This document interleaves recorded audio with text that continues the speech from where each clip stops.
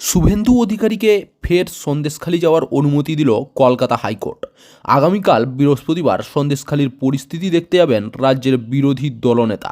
সম্পূর্ণ নিউজ জানার আগে আপনাদের কাছে একটাই অনুরোধ, চ্যানেল নতুন হলে অবশ্যই আমাদের চ্যানেল NV.com-কে সাবস্ক্রাইব করে পাশে থাকা বেল আইকনটা ক্লিক করে অল নোটিফিকেশন অন করে রাখবেন, যাতে দেশ, রাজ্য, জেলা এবং আপনার শহরের খবর আপনার কাছে সবার আগে পৌঁছে যায়। একই সঙ্গে সন্দেশখালীর জালিয়াখালী গ্রাম পঞ্চায়েতের হালদারপাড়া এলাকায় 144 ধারা স্থগিতের অন্তর্বর্তী নির্দেশ দেন বিচারপতি কৌশিক চন্দ।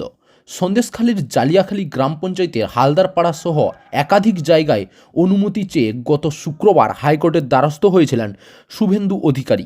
বুধবার সেই আবেদন মঞ্জুর করেছেন বিচারপতি কৌশিক চন্দ। শর্ত সাপেক্ষ ফের সন্দেশখালি যাওয়ার অনুমতি পেয়েছেন শুভেন্দু।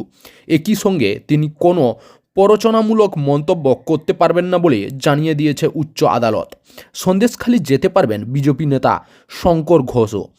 এদিন শুভেন্দুর আবেদনের বিরোধিতা করে সরকার পক্ষ জানায় এই এলাকায় 144 ধারা জারি রয়েছে, সেই কারণেই শুভেন্দু সহ বিজেপি নেতাদের সেখানে আটকানো হচ্ছে। এরপরই রাজ্যের বক্তব্যের প্রেক্ষিতে বিচারপতি বলেন, জালিয়াখালী গ্রাম পঞ্চায়েতের হালদারপাড়ার পরবর্তী নির্দেশ না দেওয়া পর্যন্ত 144 ধারা স্থগিত থাকবে।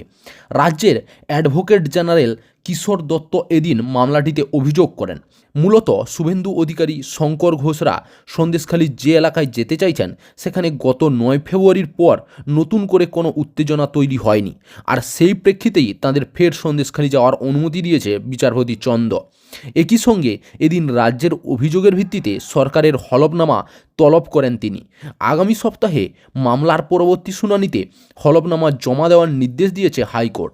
প্রসঙ্গত গত 26 ফেব্রুয়ারি সন্দেশখালীর একাধিক জায়গায় যেতে চেয়েছিলেন শুভেন্দু অধিকারী, যার জন্যই শুক্রবার মামলাটি জরুরি ভিত্তিতে শুনানির আবেদন করেন তিনি। যদিও এই আবেদন খারিজ করে দিয়েছিল বিচারপতি কৌশিক চন্দ।